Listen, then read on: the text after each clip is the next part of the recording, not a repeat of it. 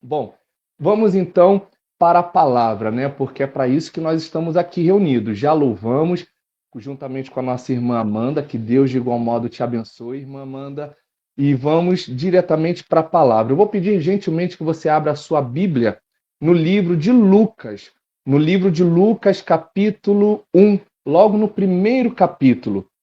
Essa é uma palavra que Deus já havia ministrado em meu coração há alguns anos atrás, e logo que eu recebi o convite do irmão Simval, Deus me trouxe essa palavra à mente, sabe? Deus me trouxe essa palavra em meu coração para falar sobre milagre, mas não na perspectiva do receber, mas sim de entender o processo do milagre. Porque muitas pessoas deixam de receber o milagre, não é nem muitas das vezes por falta de crer, mas por falta de entendimento no processo de como ele funciona. Amém? Lucas capítulo 1, nós vamos ler a partir do versículo 28. Se você puder, acompanhe ou anote aí com você para que você possa fazer a leitura depois. A partir do versículo 28, diz assim: E vindo o anjo até ela, disse: Salve, agraciada, o Senhor é contigo.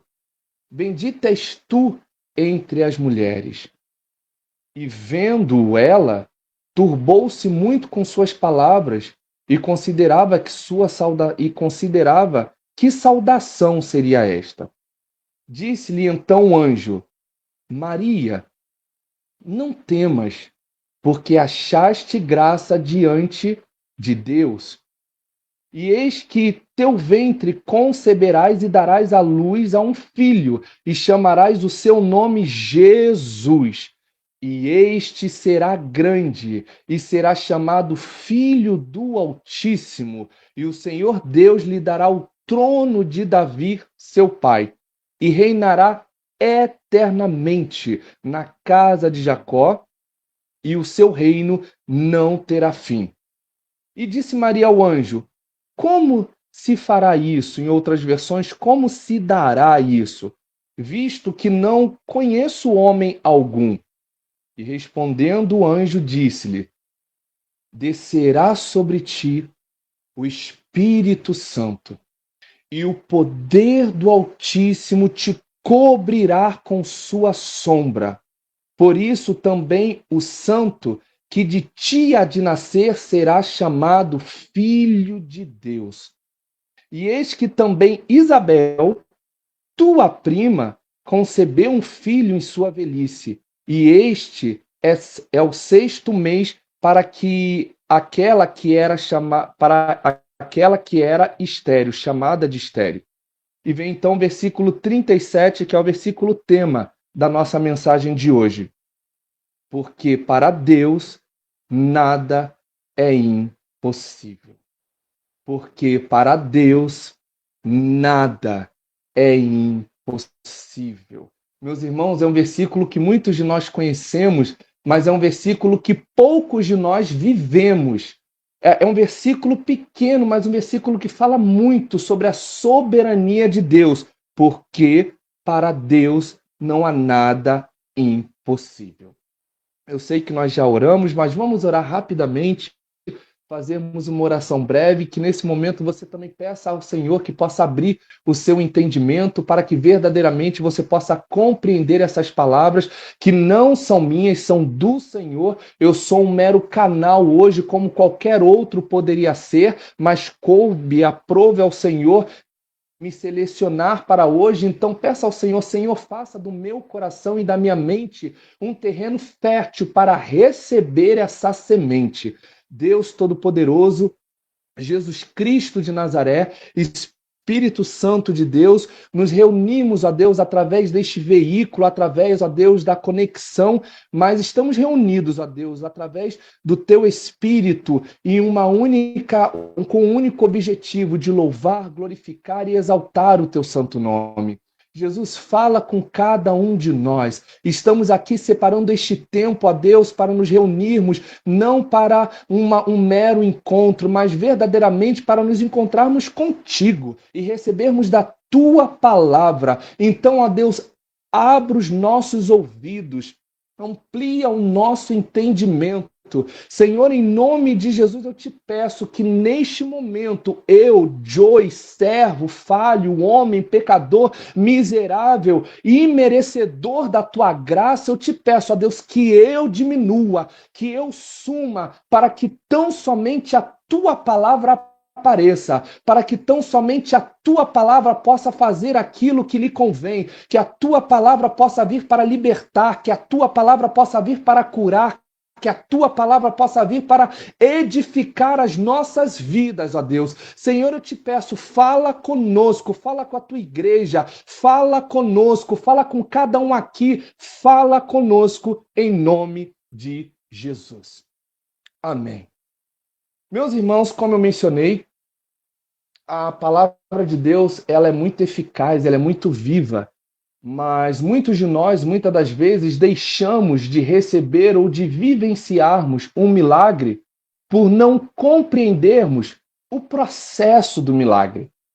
É claro que esse versículo, o versículo-chave, para Deus nada é impossível, é um versículo que nos dá uma garantia de que o nosso Deus pode todas as coisas. E sim, ele pode todas as coisas, mas ele pode todas as coisas na esfera humana. Na esfera de sua essência, existem alguns pontos que Deus não pode. Por exemplo, Deus ele não pode ser injusto, porque Deus ele é justo, é contra a sua essência. Ainda que porventura ele quisesse, não tem como, porque o atributo de Deus é justiça. Então, quando a palavra diz que para Deus nada é impossível, é na esfera horizontal. É o nada é impossível de Deus para com o homem. Só que muitas das vezes nós deixamos de viver esse milagre, esse impossível de Deus, justamente porque nós não entendemos o processo do milagre.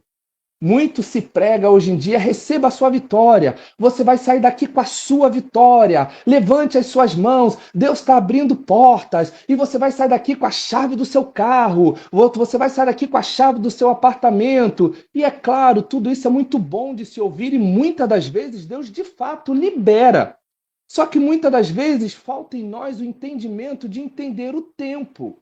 Falta em nós o entendimento para sabermos quando isso acontecerá e o porquê que isso acontecerá. Então hoje nós vamos entender o milagre através da vida de Maria em 4 pontos. Se nós estivéssemos em uma congregação, eu diria, repita comigo, 4 pontos. Mas como estamos virtualmente, não se preocupe. Em 4 pontos. O primeiro, o cenário de impossibilidade. O segundo, o exercício da fé. O terceiro, isso, perfeito. Obrigado, Diaconisa Cátia, que ela colocou com o som aberto. Obrigado. O terceiro, o entendimento do tempo, né? A administração do tempo do qual o processo é realizado. E, por último, entendermos o propósito do milagre. Então, quando nós entendemos esses 4 pontos, a gente entende que o milagre, na verdade, ele é resultado dessa soma. E a começar pelo cenário de impossibilidade. Muitos de nós queremos viver milagres, mas para viver milagre é inevitável. Antes, você terá de viver um cenário de impossibilidade. Muitas pessoas, por falta de entendimento, clamam ao Senhor, Senhor, eu quero viver um milagre. Senhor, eu quero viver um milagre na minha vida. Eu quero viver um milagre na minha saúde. Eu quero viver um milagre na minha família. Eu quero viver um milagre na minha vida financeira. Mas não entendem que o milagre só se dá diante de um cenário de impossibilidade.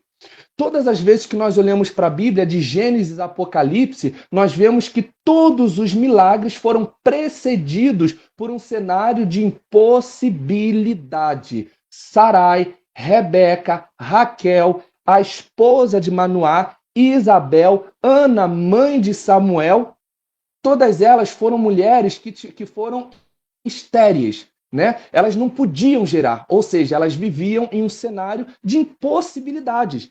E justamente por isso a graça e a misericórdia do Senhor as visitou e transformou aquele cenário de impossibilidade num cenário de milagre. Então eu quero dizer para vocês nesta noite, meus irmãos, se vocês estão vivendo hoje um cenário de impossibilidade, glorifica o nome do Senhor. Eu sei que é muito chato, eu sei que é dolorido, eu sei que assusta, eu sei que muitas das vezes é desanimador, mas se você está vivendo um cenário de impossibilidade, é Deus dizendo: eu já estou te elegendo para viver um milagre. Aleluias! Eu já estou te selecionando para viver um milagre.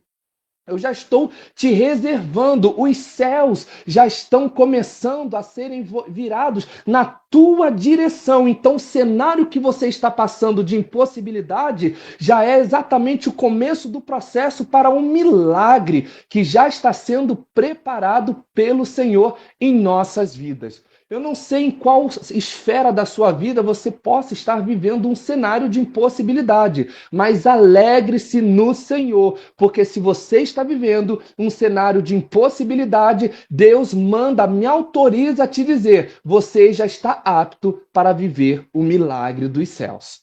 Aleluias, aleluias. O segundo ponto, a palavra é bem rápida hoje, bem expressa, tá bom, meus irmãos? O segundo ponto é o exercício da fé.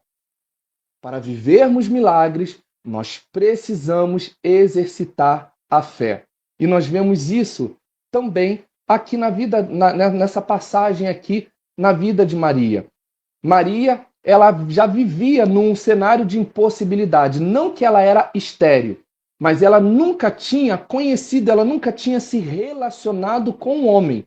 E quando o anjo aparece para Maria e diz: eis que foste agraciada e você dará à luz, e ela diz: mas como isso se dará? Porque eu não conheço varão. Ou seja, é impossível eu gerar uma vez que eu não tenha conhecido um varão, eu não tenha me deitado, eu não tenha me relacionado. Então este já era o cenário de impossibilidade de Maria.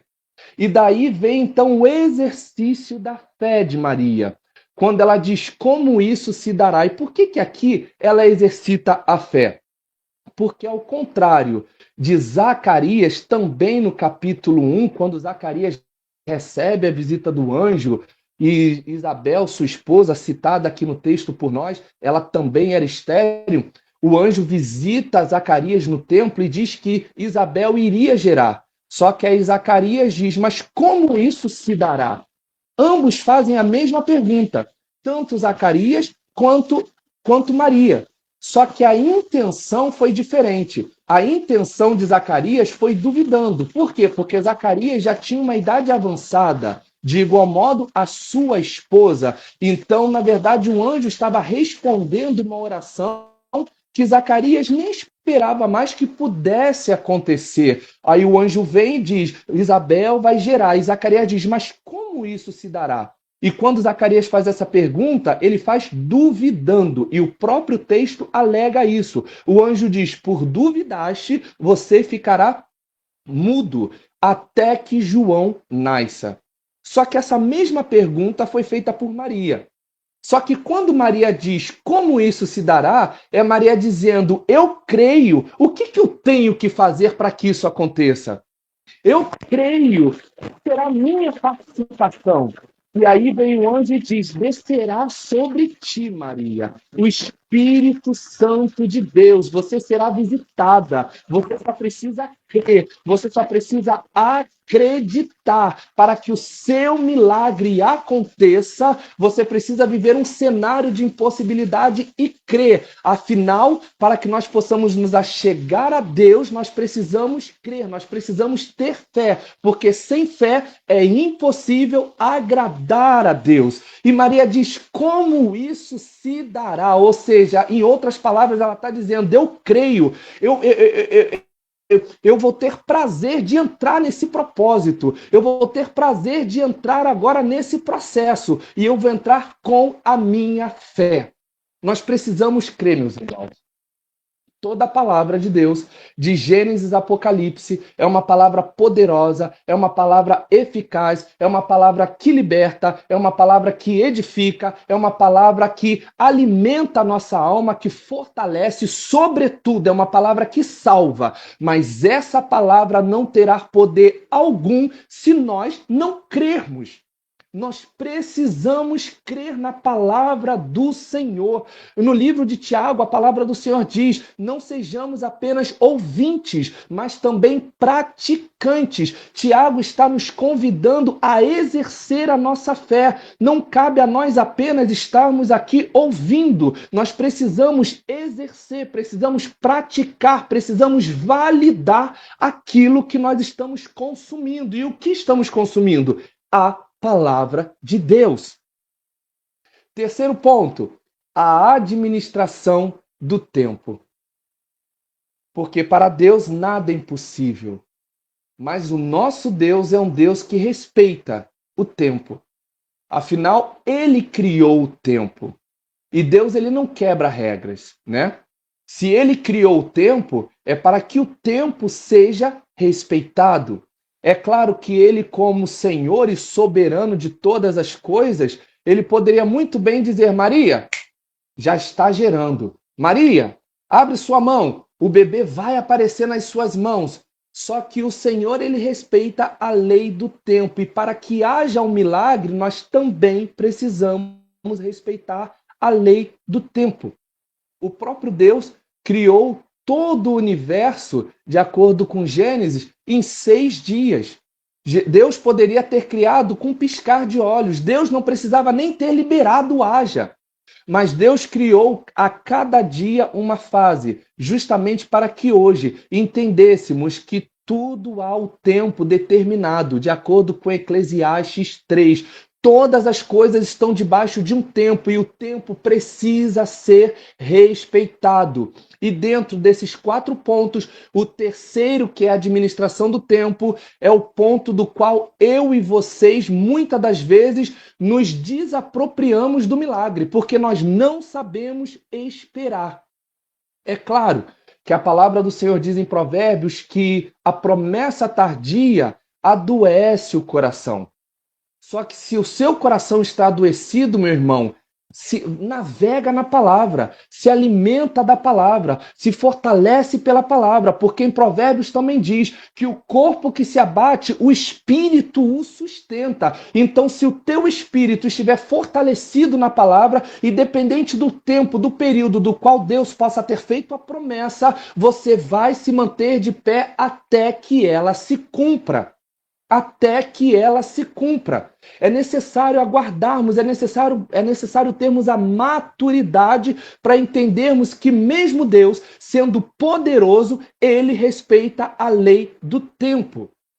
Um exemplo disso é quando Eliseu libera uma palavra profética sobre a vida da sunamita. Ele diz, no tempo da vida darás, você vai abraçar um menino, vai abraçar um bebê, ou seja, você vai ter um filho. Deus vai te abençoar.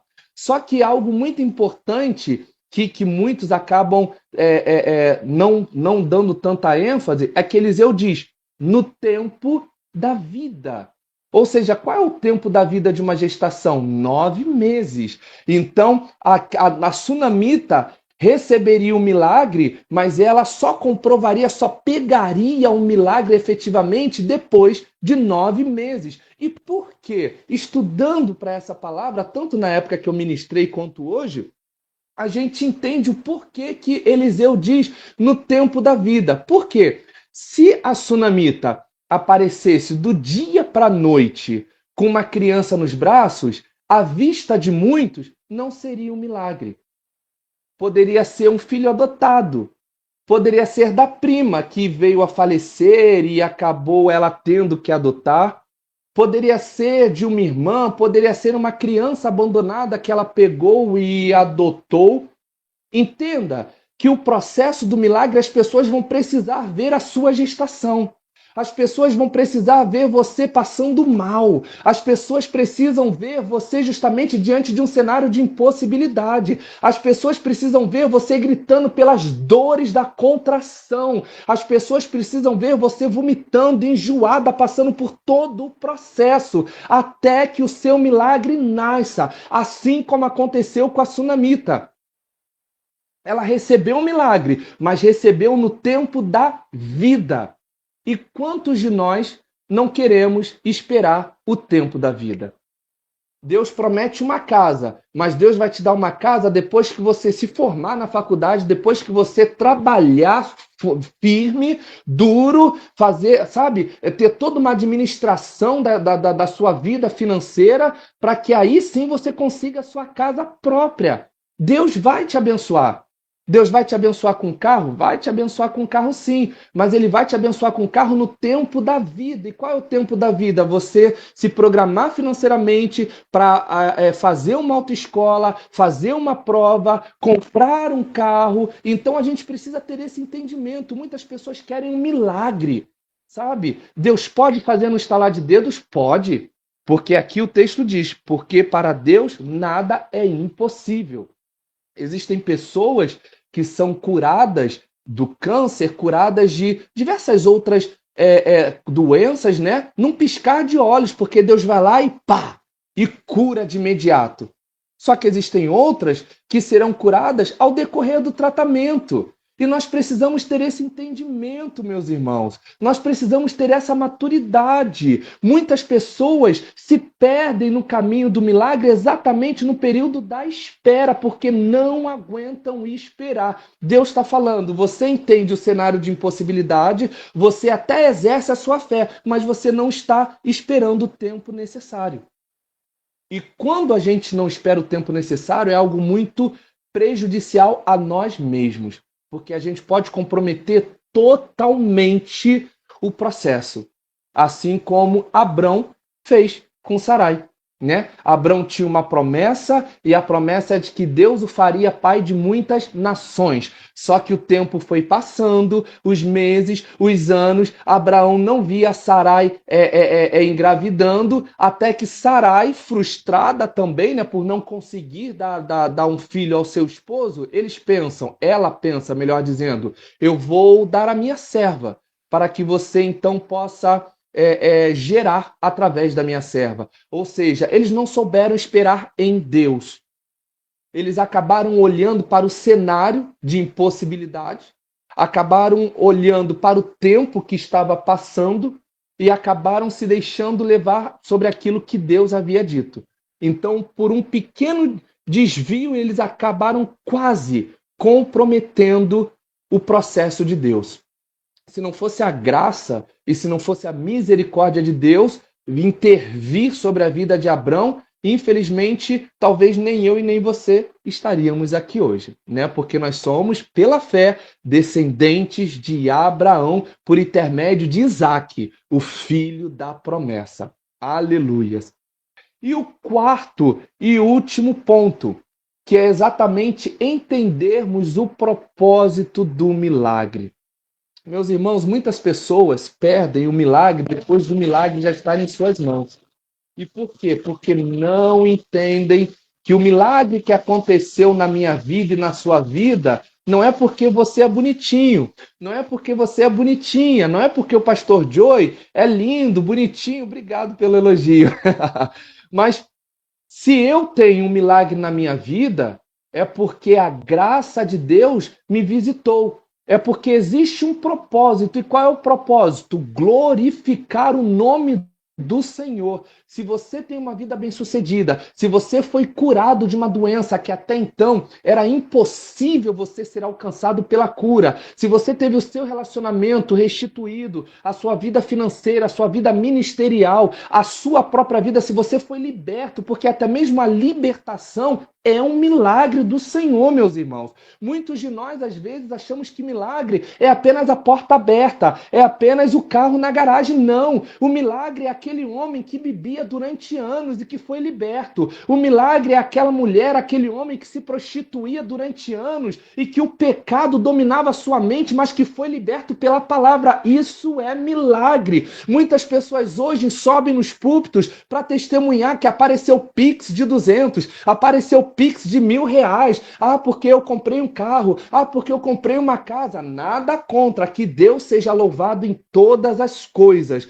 Mas nós precisamos entender que o nosso Deus, que abre as portas de emprego, é aquele que abre a porta dos céus para salvar o pecador. Aleluias, aleluias, louvado seja o nome do Senhor. Então, o meu milagre, ele é para glorificar o nome do Senhor. Todos esses processos que eu mencionei aqui, um cenário de impossibilidade, o exercício da fé, a administração do tempo, eles servem para justamente nós glorificarmos o nome do Senhor. Quando o milagre acontece na nossa vida, a gente entende, esse milagre veio para que o nome do Senhor seja exaltado. No livro de João, capítulo 9, nós vemos a cura do cego de nascença. Aquele cego de nascença que a palavra diz que ele já tinha uma idade, ele já era adulto, ele passou a vida toda cego. Os discípulos chegaram a perguntar para Jesus quem pecou para que ele estivesse assim, ele ou os seus pais? E Jesus vira e diz, nem ele, tampouco os seus pais, mas se fez assim para que as obras de Deus se manifestassem na vida dele, ou seja, para que Deus fosse glorificado. Da mesma coisa acontece com Lázaro. João, capítulo 11. Lázaro está enfermo. Marta e Maria mandam uma mensagem até Jesus e dizem, olha, Lázaro, a quem tu amas, está enfermo. E Jesus vira e diz, esta enfermidade não é para a morte, mas para a glorificação do Filho de Deus, para a glorificação de Deus. Então, meus irmãos, nós precisamos entender que quando o teu carro está na garagem, não é para você bater no peito e dizer, eu comprei, eu conquistei, louvado seja Deus, mas quem te deu força para conquistar foi Deus. Quem permaneceu com a porta aberta até você conquistar foi Deus. Então, todos os passos devem glorificar e enaltecer o nome do Senhor. Aleluia! Deve enaltecer o nome do Senhor. E muitas das vezes nós perdemos o milagre depois dele já realizado por darmos honra a quem não deve. Damos honra ao homem. Damos honra à esposa, ao esposo, ao pastor, à pastora, damos honra ao patrão, à patroa, damos honra ao amigo, quando na verdade toda honra e toda glória pertence tão somente ao Senhor. Ao Senhor. Se você que passa por algum momento de dificuldade, se você se identifica em algum desses 4 pontos, meu irmão, você é elegível a viver o milagre do Senhor. Se existe um cenário de impossibilidade diante de você, você vai viver um milagre. Quando o povo de Israel estava fugindo do Egito, eles se depararam com um cenário de impossibilidade. Que cenário era esse? O Mar Vermelho. Só que diante daquele cenário de impossibilidade, Deus operou um milagre. Deus abriu o Mar Vermelho para que o povo pudesse passar. Aleluia! Se você está diante do mar, meu irmão, tenha certeza, no momento certo, na hora certa, de acordo com a tua fé, para que o nome dele seja glorificado, o mar vai se abrir. O mar vai se abrir e você vai passar a seco, para a glória do Senhor. Então, nessa noite, eu não vim aqui liberar uma palavra de milagre, porque nós servimos um Deus de milagre. Então, tudo que vem dele é milagre, né? Então, eu não preciso liberar uma palavra de milagre. Eu vim aqui hoje para liberar sobre todos nós, inclusive sobre mim também. Porque nós que pregamos muitas das vezes, por sermos homens, por sermos falhos, por sermos carne, nós acabamos esquecendo o que nós mesmos pregamos. Então, hoje eu estou pregando sobre nós essa palavra de conscientização do processo do milagre. O milagre existe, porque quem fornece é Deus, assim como forneceu para Maria. Maria estava diante de um cenário de impossibilidade. Maria exerceu a fé, Maria aguardou o tempo e Maria soube valorizar o propósito do qual Jesus viria sobre a sua vida, para ser o libertador, para ser o Filho do Senhor, o próprio Deus encarnado, enviado a nós para nos trazer a salvação. Então, meus irmãos, nesta noite, que todos nós possamos ter essa conscientização. Avalie a sua vida, analise a sua vida. Eu não sei qual tempestade, eu não sei qual furacão, eu não sei qual gigante que tem se apresentado na sua vida emocional, financeira, familiar, ministerial, na sua vida física, eu não sei, mas eu creio que para Deus não há nada impossível. Nós só precisamos entender que o milagre, ele é o resultado de 4 pontos. O cenário de impossibilidade, o exercício da nossa fé, a administração do tempo e o reconhecimento do propósito, do porquê daquele milagre ser liberado sobre as nossas vidas. Então, que Deus, em graça e misericórdia, possa fixar esse conhecimento em nossas vidas e que nós possamos praticar. Não reclama não, meu irmão. Não reclama do cenário de impossibilidade, não. Se você está vivendo um cenário de impossibilidade, é Deus falando, eu já estou te selecionando para viver um milagre. Exerça a tua fé, administre o tempo e reconheça, dê a Ele toda a honra, toda a glória e todo louvor. E aqui eu agradeço a oportunidade, até aqui me deu o Senhor. Amém? Irmão Aleluia! Rival. Que bênção!